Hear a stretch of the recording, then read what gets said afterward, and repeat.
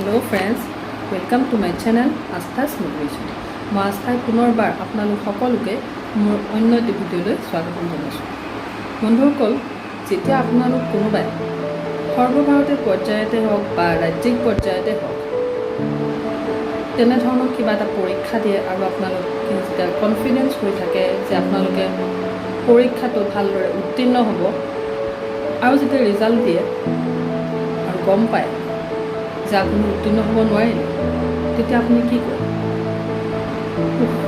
মই নোৱাৰিলোঁ, শেষ, এইখিনিতে সকলো শেষ হৈ গ'ল। No my dear friend, this is not your end, your life.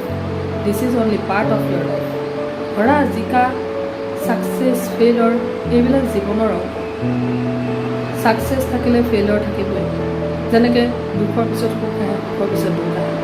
দিন হ'লে ৰাতি হয়, ৰাতি হ'লে দিন হয়। এইটো প্ৰকৃতিৰ নিয়ম, দিছ ইজ নেচাৰেল। যেতিয়া আপুনি ফেইলৰৰ সন্মুখীন হয় তেতিয়া দুটা কথা সদায় মনত ৰাখিব। ফাৰ্ষ্ট, আপুনি মেণ্টেলি প্ৰিপেয়াৰ হৈ থাকিব যেতিয়াই ফেইলৰৰ সন্মুখীন হ'ব। ফেইলৰ মানে কেতিয়াও হাৰি যোৱা নহয়। ফেইলৰ মানে হৈছে লাৰ্ণিং। ফেইলৰ মানে হৈছে আপুনি তাৰ পৰা কি শিক্ষা পালে।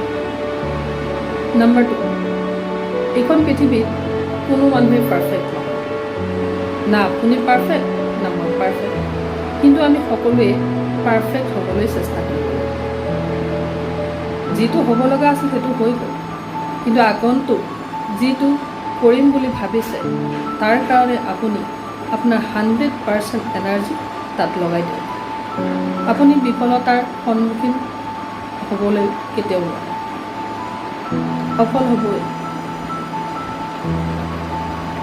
আমাৰ সকলোৰে ওপৰত এজন ওপৰৱালা থাকে, যাক আমি বিভিন্ন ধৰণে নাম দিছোঁ। কোনোবাই হয়তো ভগৱান কয়, কোনোবাই হয়তো গড কয়, কোনোবাই হয়তো আল্লাহ কয়। এই গডৰ মিনিং কি জানে? GOD।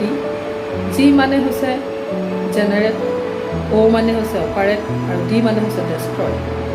অৰ্থাৎ তেওঁৱেই সৃষ্টিকৰ্তা, তেওঁৱেই পালনকৰ্তা আৰু তেওঁৱেই ধ্বংসকৰ্তা। তেওঁৱে আমাৰ সকলো বিশ্ব ব্ৰহ্মাণ্ডখনক, গোটেই পৃথিৱীখনক তেওঁৱেই তদাৰক কৰি আছে।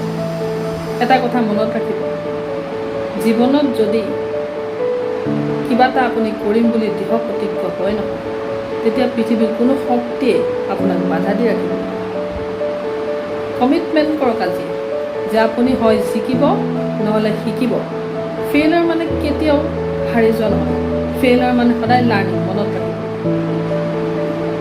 ছেমুৱেল বেকেটে কৈছিলে, failure is the pillar of success. Albert আইনষ্টাইনেও সেই একেটা কথাকে কয়, failure is success in progress. হিন্দীত এষাৰ কথা আছে নহয়, কোচিছ কৰনে ৱালো কি কভি হাৰ নেহি হোতি। তো কোচিছ সদায় জাৰি ৰাখিব। এবাৰ ফেইলৰ হ'ব, আকৌ চেষ্টা কৰিব, আকৌ ফেইলৰ হ'ব, আকৌ চেষ্টা কৰিব, আকৌ ফেইলৰ হ'ব, আকৌ চেষ্টা কৰিব। চেষ্টা কৰি যাওক, চেষ্টা অব্যাহত ৰাখক, আপোনাৰ 100% দিয়ক।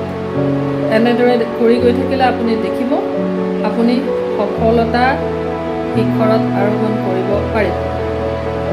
আপুনি আপোনাৰ বিফলতাটো হেণ্ডেল কৰিব পাৰিব। ধন্যবাদ। ভিডিঅ'টো যদি ভাল লাগিলে লাইক কৰিব, শ্বেয়াৰ কৰিব আৰু মোৰ চেনেলটো ছাবস্ক্ৰাইব